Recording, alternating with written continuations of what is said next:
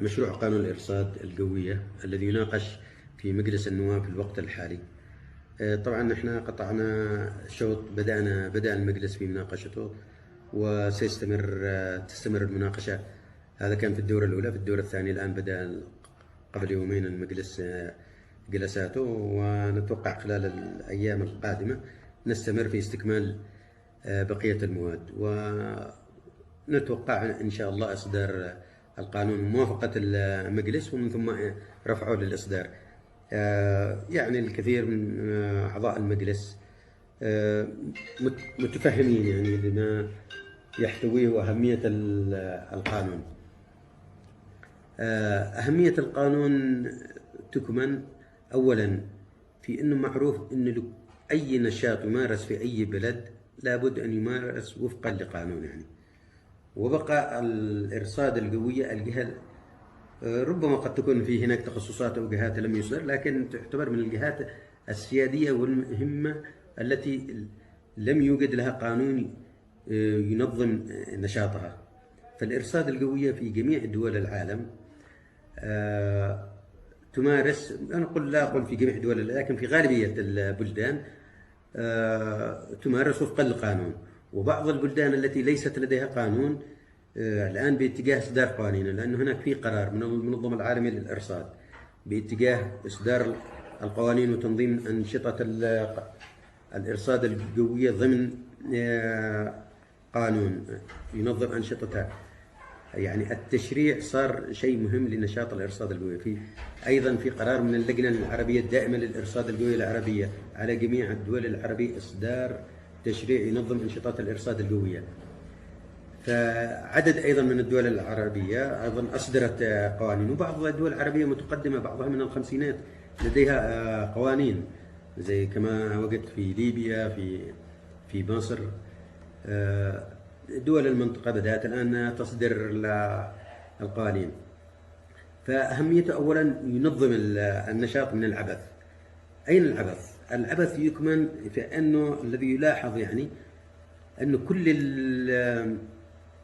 غالبية شرائح المجتمع أصبحوا متربين قويين، يصدروا نشرات وكل واحد يصدر من عنده تنبؤات قوية ويحذر. يعني أنت تلاحظ أنه صدرت تحذيرات وعممت، ومع الأسف الشديد أنه يروج لهذه التحذيرات أحيانا من قبل أكاديميين في جامعة صنعاء، وأحيانا أكاديميين في جامعات أخرى، وأيضا صفحة كبير من المثقفين. مشكلتهم أنهم في لحظات معينة يجلسوا يتصفحوا وعملوا فورورد بدون ما يقروا لأهمية التحذير هذا. يعني على سبيل المثال يعني أعطي لك توقع، يمكن عدة مرات انتقلت توقعات بأعاصير تضرب صنعاء. عمر الأعاصير لن تضرب المناطق الجبلية، تتأثر يعني بالموجات الأعاصير، لكن الأعاصير عادة تموت مجرد وصولها للسواحل وتنتهي، يبقى تأثيرها على المناطق القريبة من السواحل، وكلما تعمقت للداخل تخف حدتها. أيضا في موسم الأمطار حتى خارج موسم الأعاصير تصدر تحذيرات بفيضانات وسيول إلى آخر منها. طبعا في بعض ظواهر قوية زي الأمطار الغزيرة، ولا بعضها كانت موجودة وممكن بنفس الشدة تتكرر، يعني ظواهر مناخية ضمن دورات مناخية، لكن لعدم غياب في السنوات السابقة وسائل التواصل الاجتماعي هذا كانت مش موجودة، وسائل الإعلام كانت ضعيفة للوصول للناس. الآن صارت المعلومة توصل للمواطن وهو فوق السرير وهو نائم يتصفح، توصل له معلومة. فعندما تأتي لك يعني معلومة تقلقه وهو يخلي، يعني بعضهم عادهم يعني يدعو لإخلاء المواطنين من منازلهم، وكثروا. وبعضهم أيضا هواة فلكيين ما لهمش علاقة في علم الإرصاد والفلك. علم الفلك يختلف عن علم الإرصاد القوية، علم آخر تماما. فعلم النجوم وعلم الفلك هذا موضوع ثاني، نحن ما نتدخل فيه خالص ولا يحق لنا، لكن في نفس الوقت نحن ما نسمحش للآخرين أن يتدخلوا في تخصصنا، يعملوا لنا عملية إرباك.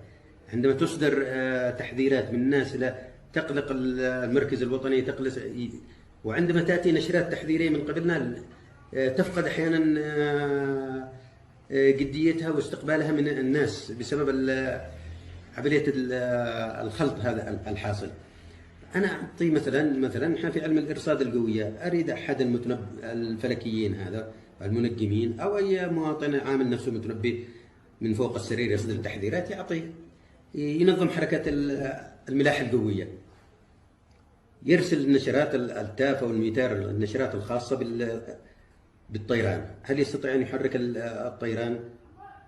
الطيران لا يمكن أن يتحرك، أن يقلع أو يهبط أو تسير رحلته من الإقلاع إلى منطقة الوصول بدون معلومة الإرصاد القوية.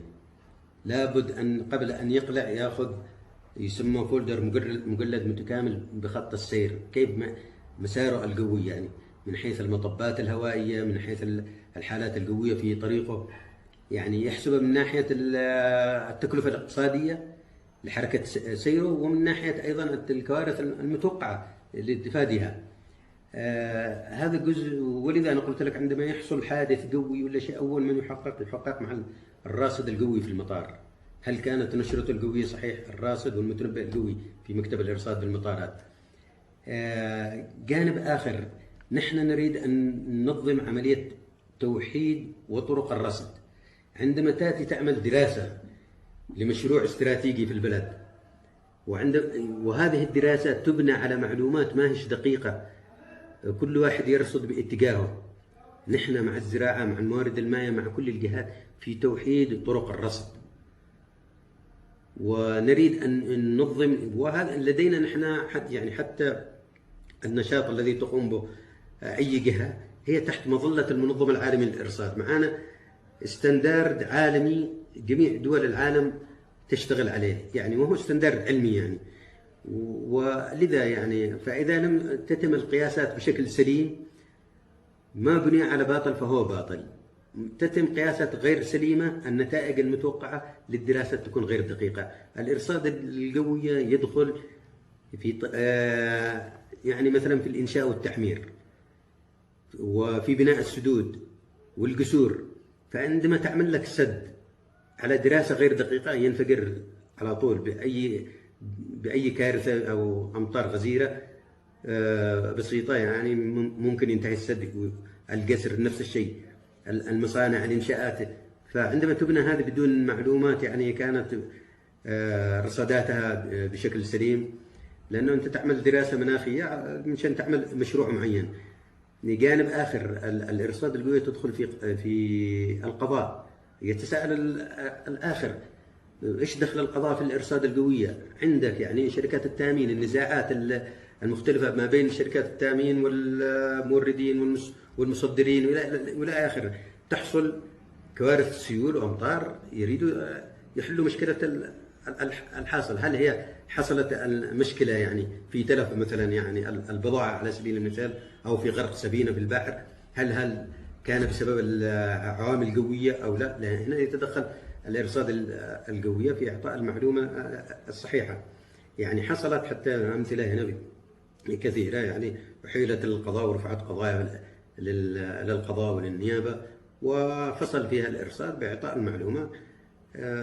يعني مثلا في شارع جمال بعض الأجهزة تلفت يعني أثناء أمطار وهكذا، فأحيانا تتنصل شركات التأمين يقول لك ما حصل أي شيء، وهذا ربما بسبب خلل مصنعي ولا بسبب سوء تخزينه. ولكن في الأخير وجد أنه مثلا كانت أمطار موجودة سببت تلف الأجهزة. ففي أمور كثيرة يعني. طبعا إلى جانب الأشياء الرئيسية الذي أنت تعرفها في خدمة الطيران، خدمة الملاحة البحرية، خدمة النشاط الزراعي وغيره من الأنشطة.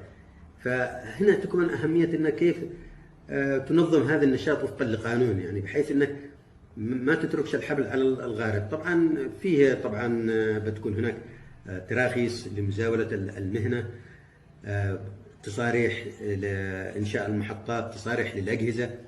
تقريبا أنت زرت مركز المعايرة أو زرت التجهيزات، ويمكن أطلعوك لا يمكن لأي جهاز يشتغل في المحطة إلا ولديه ترخيص معايرة أولا سنوية، وترخيص لمزاولة لأنه الجهاز إذا لم يصان ويكون له تصريح وشهادة يعني يصبح مشكوك في إقراءاته. نفس الحكاية بالنسبة للكادر الفني، ينبغي أن يكون له تصريح مزاولة المهنة. ونحن طبعا الكادر الذي موجود لدينا، بالنسبة للكادر الذي لدينا يعني هو بالفعل كادر مؤهل ويخرج ويمارس مهنته وفقا لشهادات معتمدة من مراكز إقليمية دولية معترف بها، كان بالنسبة للمتنبئين أو بالنسبة للرصاد. فلدينا يعني معهد متخصص ومعتمد يعني شهاداته من المنظمة الدولية للطيران في ممارسات وأيضا من المنظمة العالمية للإرصاد. طبعا نحن الآن باتجاه إصدار التراخيص للكادر بحيث أنه يمارس وفقا للتصريح الرسمي لمزاولة المهنة، وهذا ضمن الشروط الدولية الآن، وخاصة بنبدأ بمرحلة رئيسية أولا في المطارات. يعني هذا أبرز النقاط التي من حيث أهمية ممارسة المهنة. طبعا هناك في القانون عقوبات وإجراءات ستتخذ على كل من يمارس يصدر تحذيرات ويتدخل في شؤون الإرصاد يعني